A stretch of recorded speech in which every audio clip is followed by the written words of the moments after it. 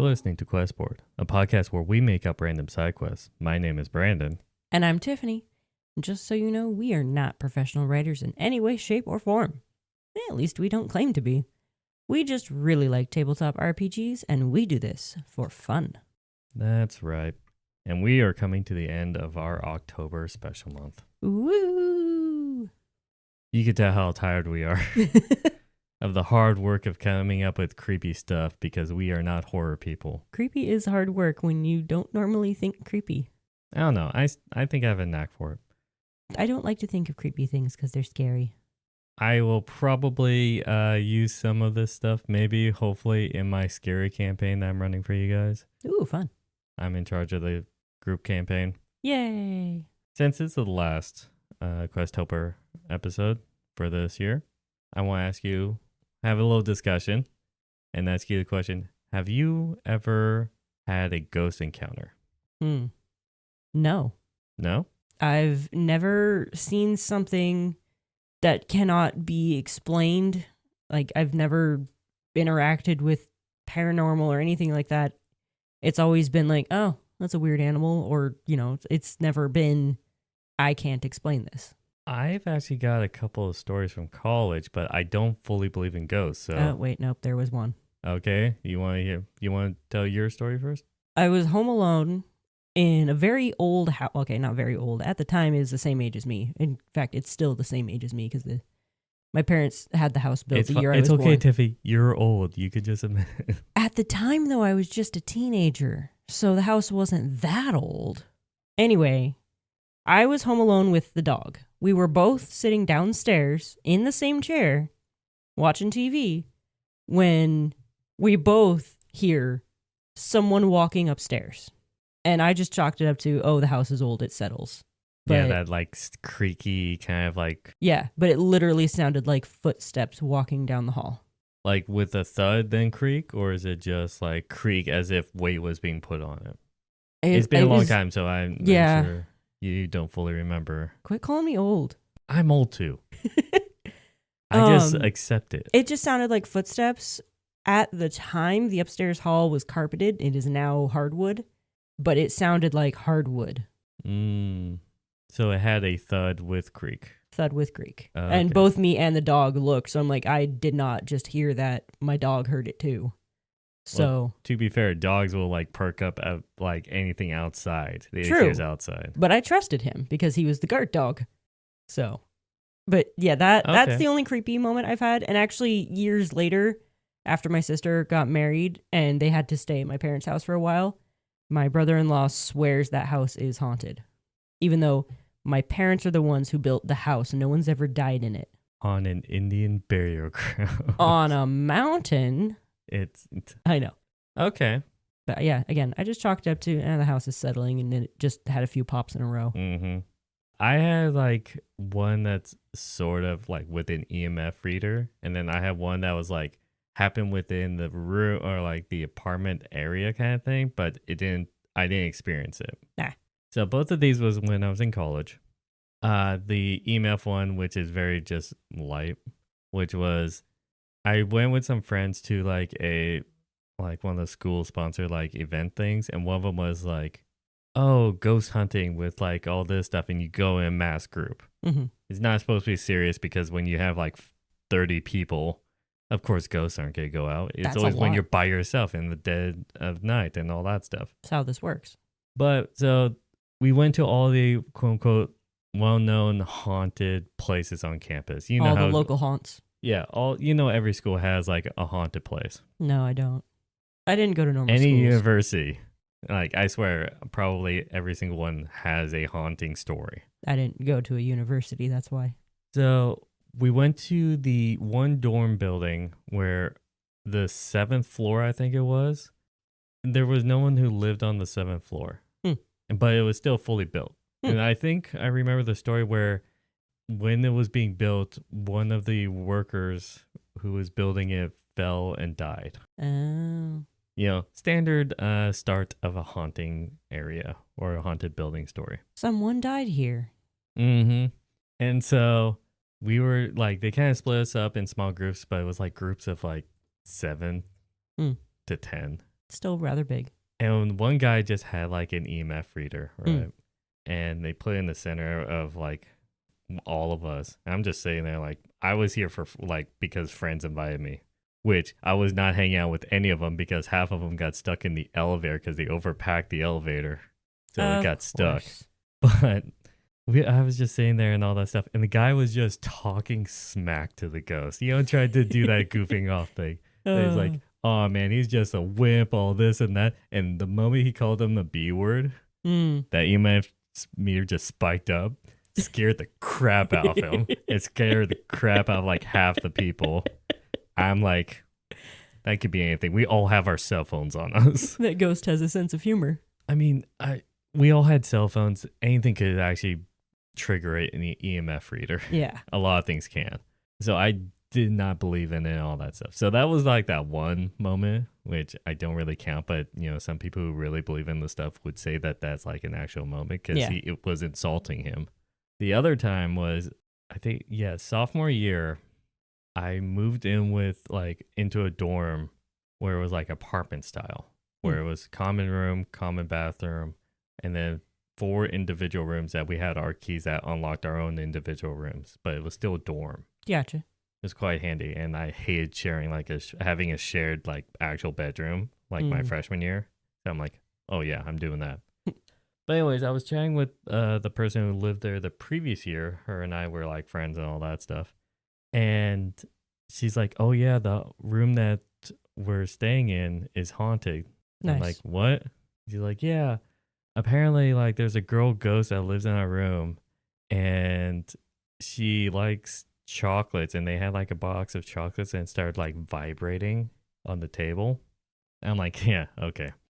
And so I moved in and all that stuff, and I was the second one to move in. The first one was that female friend of mine, and she told me, it's like, oh yeah, during the moving in weekend, she's like, I'm gonna be out of town. I have to, take care of some stuff and all that. I'm like, okay, have fun. And then another roommate moved in, a guy that I knew, and then a random fourth guy moved in. And for our specific room, it was like living room, and then there's like a couple rooms, and then slightly there's a hallway that goes to the other 2 rooms. And so her room, the only woman that lived in there, her room was at the end of the hallway. And the fourth, like the random guy that I didn't fully knew, he was the room right next to hers. So, in order to get to her room, you have to go past. And so he moves in and all that stuff. And then the next day he's talking to me. He's like, oh, I heard so-and-so's back. I'm like, what do you mean? And he says, well, last night I heard like a woman crying and she ran like by the door and then went into the room. I said, no, she's gone for the weekend. Uh-oh. And so then we were joking around that, oh, she's upset that a bunch of guys moved in and she doesn't want guys living there. And she missed like only having girls around. Oh. And that I never experienced it, but that's the closest I have to a ghost story. You essentially had a moaning myrtle. Maybe, but she never did anything afterwards. Maybe that was her leaving because a bunch of guys moved in. She just stayed in the one female's roommate. The roommates. She's like, this is the only place I feel safe. There's a bunch of guys here now. And they're all icky. Icky boys, ew. They got cooties. Oh, I used to have cooties. But, you know those stuffed animals they used to have called cooties? No. I had like 4 of them. But yeah, that was the closest I have to interacting with ghosts. Neat. And I still don't fully believe in them, so. Yeah, same. I haven't had a real experience other than a house creaking and settling and making footprint noises. If any of our listeners are actually really into that and could explain any of our stuff or like what spiritually happened or whatever, let us know down in the comments or whatever. Or tell us your ghost stories. I want to hear them. As long as they're not ridiculous like Ghost Adventures. Yeah, let's avoid that. Anyways, so I think enough bantering. We have our last quest that we need to make anyways. Woo! So I have the D8 and we're going to roll for the last one. Roll it. I got an 8. Ooh, we got an 8 in here. I was really worried to be rolling a 4. The party wanders into a town to find it completely abandoned. There's still food on the table, animals wandering around, belongings left where they should be. That's it. And it's just ... at the end. So everyone just vanished. Yeah, like I'm getting this random vibe.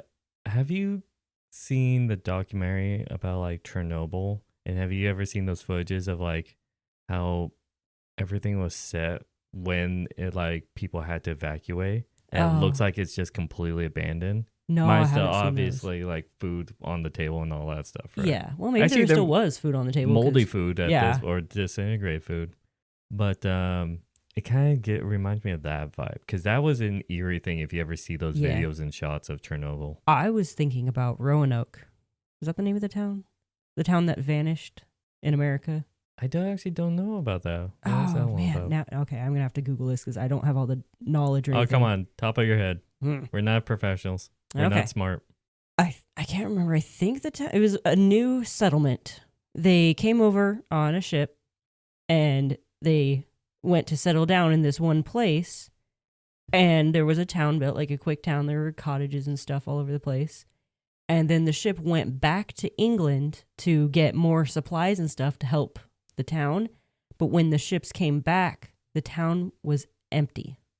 Like there was no one there. Everything was just left. It didn't look like anyone was like attacked or anything. It was just all there, but they were gone. Actually, that and there was a familiar. word carved into one of the logs on the front gate of the town, like of the fence they built around the town. And I think it was Roanoke, which I think was like the name of a tribe of Indians or Native Americans nearby, or where they may have gone, but they just vanished. Or the Native Americans attacked them or anything like that. We don't know, because they were actually on good terms with the nearest tribe of Native Americans. So no one knows what happened to that town. I think I've heard of that. It sounds familiar. I'm actually surprised the history buff doesn't know this one. You know how vast history is and how wide it is about what specifically you're into? You could be about like social norms back then, or the class culture, or just textile of history is already huge. I learned about this one in school. No, it sounds familiar. I think I did hear about that. Now I'm going to Google it because I want to make sure I'm getting facts right. Just have confidence in yourself. Say it as if you are confident and people think you're right. Actually, the problem with the internet is even if you say that, then you'll just get blasted for being wrong. Yeah. But my defense is I'm dumb. I get things wrong. So yeah, the Roanoke colony, now known as the Lost Colony. So I was right about the name. I'm just trying to figure out what was carved on the tree. Like some say it was carved on a tree, some say it was carved on the front, like one of the logs of the like wall around the town. This is a very long Wikipedia article. I'll look it up later. Or, everyone else can look it up on their own. But yeah. Yeah, I might be later. Editing Brandon might be lazy about actually putting that in. Yeah. There's a strong chance. He's right. I'm too lazy to do that right now. Oh, you know what this also gives me a vibe of? I think it's the movie Cloverfield. I've never seen it. But I think, isn't that the movie where people get possessed and then they go up on high buildings and then fall off? I think I have seen it, but I don't remember. There is a horror movie that's like that. Yeah. And it's like, what happens if it's like that, where it's just mind control, mind possession, and these people just suddenly got up and just walked away? That's a theory. What if they're all invisible and stuck that way? Like invisible and incorporeal. That's a word. How would the party find out about that and do something about that? Because if they're invisible and incorporeal and in stasis, that is just a weird combination. I don't think they're in stasis. I think they're still moving around. They're still moving around trying to interact with the party. Wait, hang on. Isn't that what ghosts are in our world? Pretty much, yeah. So they're all ghosts, but like they're still alive. It's like there's one spell in D&D that lets you like pass through things. You become more of like a wisp of air. Oh, gaseous form. Yeah. So like that, but also invisible. The premise of it's just completely abandoned, still food on the table, animals wandering around, belongings left where they should be. That's like a good eeriness. That is. That is a good like vibe of just unsettling horror. Yeah, and if anyone checks, the food is still hot. And so I'm like, for this one, I feel like we shouldn't go for a monster route because I want to keep it on the unsettling horror vibes, and monster would just cut that vibe. Right. Okay. So I want to keep going on along that track because that's a really good sense of horror that I don't think we've done yet. So are you saying it's a curse? Could be. I don't know. A curse or mind possession or... If they were mind controlled, the players would eventually find the bodies, right? Yeah. I mean, if we go on the Cloverfield route, then it'd be like, a mile out or anything like that, there's like a quarry and it's just piles of dead bodies as they jumped into the quarry kind of thing. And eventually they would survive when they landed on the pile of soft, squishy dead bodies. That is dark. It doesn't say how big this town is, though. No, it doesn't. So but what? Yeah, I'm trying to think of something more original. I don't want to go Cloverfield route. Gotcha. But it would still continue on that eeriness, though. Whatever it is, it doesn't affect the animals because it says animals wandering around. So only sentient life forms, or only humanoid or like intelligent life, I guess, is affected. And if they're invisible, maybe the animals can see them. Oh, you know what this could really work as? You know how cats are always staring off at nothing? Yeah. You know what this could really work as? What? If only Tyler was here and he rolled this one. This could be a very like Cthulhu, H.P. Lovecraft like. Actually, reason. you're right. Due to like cults or anything like that. So what? The whole town. What if it's a possession thing where, let's say, once a month, the dead of night, everyone then just simultaneously like gets up, or it'll be evening, so it could be some people are having dinner, and so then food is left. Okay. And then they just get up and they silently leave their homes and then go to, like, we can have a church and it's in the basement of the church. Okay. In which then they do commence a dark ritual under a control, like mind control thing. Right. Perform it, maybe one person dies or something like that as a sacrifice. Or an outsider or whatever. And then they just return to their homes and then they have no memory of it. Yeah. No, it was just like a brief loss. Like blackout. Loss of time. Yeah. And then they're just like it's sit like, back in their original position. They do that whole blink and then just like wake up. What happened? And just continue on what they were doing. I like this. And which the party just so happened to actually go into town at that time. Yeah, they're all gone. And if the party sticks around long enough, they'll start seeing the townspeople come back. Maybe it's an all night thing.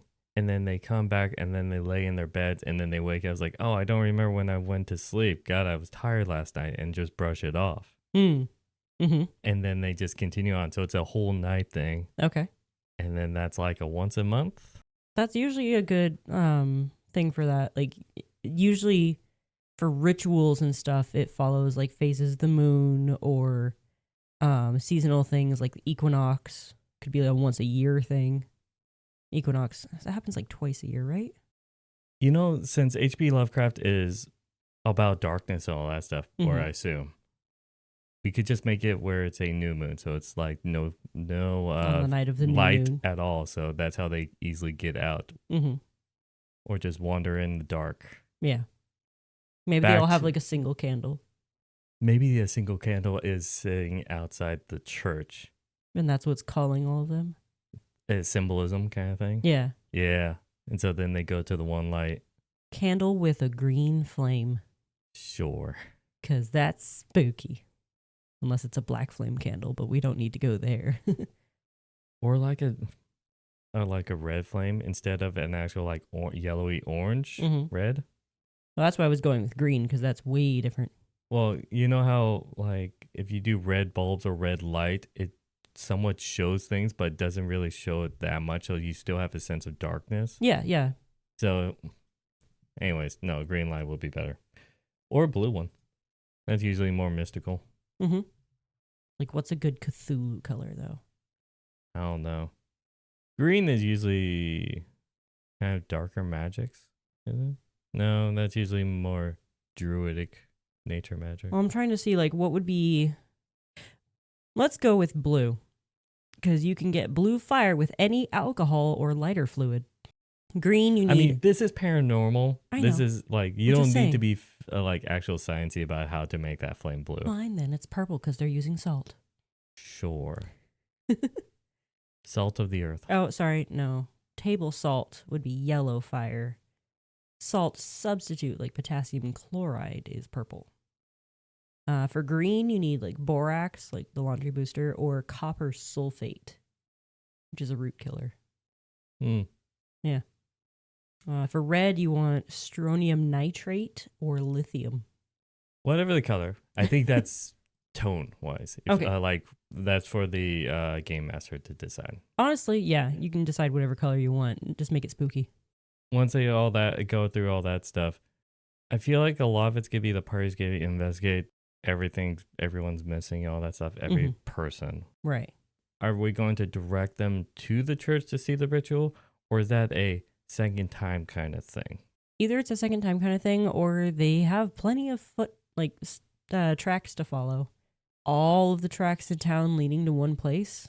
Okay. Well, to be fair, if we do a once a month thing, that's no guarantee that adventurers are going to be sticking around for a month. Right. If they want to get to the bottom of it, they might actually stick around for a month. But I don't see players having that kind of patience to do that. Right. It really depends on the party. Know your party, people. But that means if they follow the tracks in, maybe they see just like those candlelight glows that comes from like, okay, where's the entrance from the church? Like, is the entrance to below within the church building, or is it one of those like cellar side doors? You know what I mean? Yeah. I feel like this sort of entrance, like into the catacombs of the church, should be within the church. Usually it would be like one of the side rooms, then has a stairway down. Okay. And so footprints would lead them to the church. I mean, this could be any denomination church. It doesn't have to be Christian. No. It doesn't even have to be catacombs. It could just be a basement. Well, I mean, not just Christian churches that have catacombs. I'm just saying. But I'm saying this is fantasy also. Yes. So it could be in just a basement where it's the symbolism of going towards underground, like we learned from Tyler, where that's closer to the people who still worship the great old ones. That's what the kind of symbolism I was going for on that one. Yeah, catacomb is just underground cemetery, essentially. So they see the ritual happening. What kind of ritual should we have them do then? Probably some sort of giant summoning circle, maybe, where they're all standing around it and there's lines drawn on the ground and they all have candles and they're chanting something. Why would they need to summon something? I don't know. I mean, it could be just a praising of like sacrifice as a gift to the gods. That could work too, yeah. And then whatever they're sacrificing is in the middle. What are they sacrificing? Well, you did say a person dies, so. Well, I assume also like there's goat sacrificing and all that stuff. That's True. associated with like rituals. It feels more urgent if it's a person, though. Maybe it's random travelers. Yeah, that could be random travelers. That's kind of dark. You know, it's like that small town. Okay, we talk about how I hate horror movies. One year, I watched Midsummer. It still affects me today. I did not like it. But in that movie, they had basically a midsummer festival where they burn a building for the harvest and all that stuff or whatever. And they had people in there, and most of the sacrifices were those college kids that went there. That was the characters in the movie. And apparently they do that. But if they can't find the kids, then they usually do people their own thing because it's just part of the festival. But yeah, they will grab kids from outside and just kill them. Yeah, no, that would do it. I can't remember the name of the movie, but there's this one movie where this entire town is taken over by these creatures. I'm pretty sure they're goblins. And like this family ends up in the town. I think they're lost and they're on vacation. They're just trying to drive somewhere. And one of the creatures, well, you don't know they're creatures at this point. They just look like regular people. But they start feeding the family food and, you know, welcoming them into town. Be like, oh, yeah, you can stay. But at some point, the family, like some of them starts turning into trees. And that's what the goblins eat, is the people who've been turned into trees. All I'm thinking about is the parents from Spirited Away right now. No, that's pigs. Yeah, but yeah, eating food and then turning All I remember is there's a line in the movie, because the town is called Nilbog. And one of the kids says, Nilbog is goblin spelled backwards. This sounds like a stupid movie. Oh, it's a very stupid movie. It's You really, it's like old and I don't. Okay, fine. Anyways, so it's like Oh, I found it. It's Troll 2. They're not goblins, they're trolls. if you want to leave a review of your thoughts on Trolls 2, if you ever saw that movie, down in the comments. It ain't good, I'll give you that much. If you want to bash on it, if you've seen it, down in the comments. Anyways, I think this is like the GM's discretion of who to put in there. Yeah. It could be someone that the party knows and all that stuff. Mm-hmm. If you want them to be interrupted or just finish killing the person. Maybe they're looking for someone. Or that, if it's a person of interest and all that stuff. Mm-hmm. And it also depends on your boundaries, because I could see, like, if you want a high tense thing, you could put like a child in there or something like that, and that will make it a lot more high tense and more serious tone. Right, but you got to know the boundaries of your players. If you don't want to cross that kind of boundary, you could just make it traveling man or whatever. All right, so it's just whatever the boundary is when it comes to that. Right. So see it, interrupt them, fight cultists. Pretty much, yeah. How is the townspeople going to react? Like, they're still under a daze. Yeah, they have no idea what they're doing. Maybe they're being controlled by otherworldly spirits or something that are performing this ritual. So do they attack or just stay in that zombie-like state? Because it'll be interesting if they attack but then the party doesn't know that they're being mind controlled, so they'll be killing. Oh, that'll be a morality like mind screw. Mm-hmm. Which is they would do that and then afterwards realize that they weren't in control of themselves. Because even the children are under control. Yeah, every single person or resident. Yes, that's the word. Resident that lives in there would be under control. Yeah, and so they would kill innocent people and then find out about like, oh, that's evil. Yeah. Hey, it's a horror campaign, right? In the moment, then the leader who has them all controlled is killed. That's when everyone will drop out of it. Yeah, I can see that. So that's when they realize the repercussions. Who is controlling everyone? You want to give them a name? Well, no, I'm saying who, like, what is their status in the town even? We can give them a name, too. Oh, they could be the actual church leader, like, one of those. I feel like everyone would instantly suspect the church leader. Well, they don't care. They're not even aware of these kind of things. You know what I mean? What do you mean? Well, we talked about how they would go to bed afterwards, and then they would just like, oh, when did I go sleep? No, what I'm saying is the party. It's like, who would they suspect is controlling the entire town? Well, it's under the church. Let's take out the leader of the church. What if it's not the leader of the church?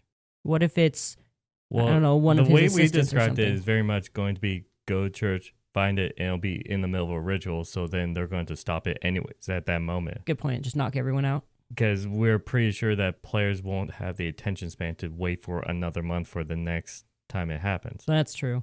So it's just faster and convenient. If you want to actually have it play out longer, the problem is I don't know if players are willing to let it play out longer.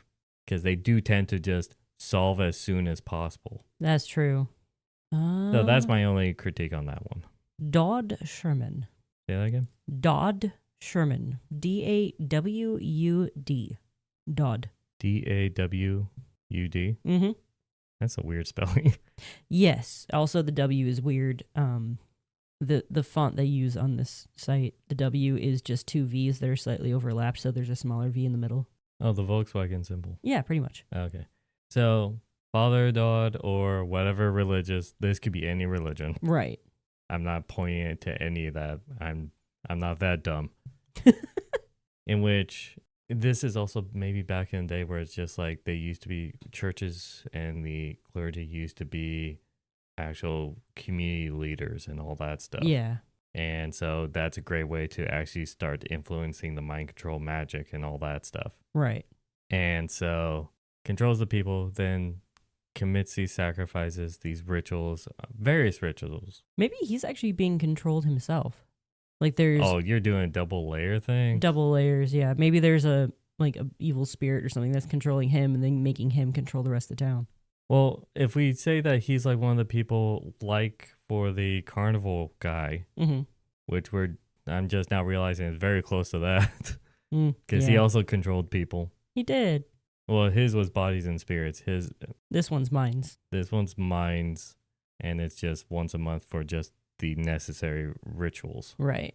Maybe the ritual... They're all for basically to honor the great old ones that the surface dwellers have abandoned.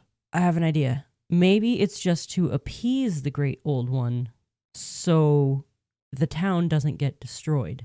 And the leader of the church is doing this to protect the people. Okay, so the Dodd. Just think of D-O-D. Dodd is a surface dweller, discovered about this, and so then did this as a way of holding back the evil forces. Right, because if they don't do this every month, everyone in the town will be devoured, essentially. Oh my god. So he's actually protecting the town. We talked about this earlier, because there's a movie I just recently watched, and you don't know the plot of it, because you've never seen it. In the movie Willy's Wonderland with Nicolas Cage, and here's spoilers for that. It's okay, I'm probably not going to watch it, and the rest of you can skip. It's a funny, stupid movie that's like, it looks like a Five Nights at Freddy's ripoff. Mm-hmm. But the whole point of the movie is the animatronics are possessed by like killers and all that stuff, in which the town found out that's like, if they try to stop them or destroy it or burn down the building, then the animatronics will retaliate by killing innocent people in the town. Mm. And then they were viewed as crazy if they ever talked about it outside their town. So then they made a deal with the animatronic souls and says, we'll provide people to feed you. Leave our people alone. So then what they did for the main character, Nicolas Cage, and they have to people in the past, which is they would like set up things like spikes or something like that to pop tires and say, hey, yeah, I can fix your car. It's going to cost this much, but I don't take card. I only take cash. And then the guy's like, oh, I'll pay for it. I just need someone to clean up this quote-unquote pizzeria or party place over the night shift. And then by the morning, we'll have it fixed, and then I'll pay for it, and then you could go along your way. And that was their version of sacrificing to the animatronics. Wow. And so you just did the entire, like... basically the story arc for Willy's Wonderland. There are no original ideas anymore. Oh, I know. You constantly remind me of that. And I try to come up with something. I'm sorry. Yeah, we could do that because that is still interesting. Mm-hmm. And that's the twist is he's not evil. He's trying to protect the people the only way he knows how. Is to push back or like protect them from the eldritch horrors that lurk around any possible corner. Yeah, and it's like he doesn't have the ability to stop these things aside from appeasing them and just giving them what they want, which is sacrifices. Okay. I think that is a solid quest. Mm-hmm. If you put this into your campaign, let us know how they react to just the stillness and like how good your described game is or narrative game is on just the eeriness. If you do like music or anything like that, I suggest like cutting off all music so it's just deafening quiet. Because you know when you're like used to sounds and all that stuff, and then you just cut off all music and it's like the silence is just so loud. Or you can just do the sound of like crickets. No, not even that. Because like That's when soothing, you hear like, have you ever seen those movies where it's like in a forest and you always hear those like creatures? But That's then they true. suddenly cut it off and it's just nothing. That's scarier. Because animals know when something's dangerous is nearby and they shut up. But just cut off all sounds and just having nothing is scarier than actually playing horror music. Yeah, it is. But yeah, if you do put into your campaign, let us know how that goes. Mm-hmm. Actually, I want someone to actually tell us if they wanted to do the whole month and waited another month. Yeah. Because I really doubt a party is going to do that. Right. So prove me wrong, because I'm really curious, and let us know what happened. And if they like dug dirt on the priest or whatever, or the religious figure. But you can let us know by down in the comments of this YouTube video if you're watching this on YouTube, or you could tweet us at QuestborPod on X or Twitter.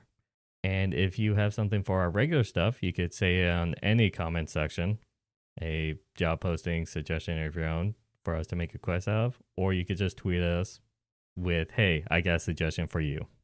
And I think with that, I wish you all good night. And happy questing.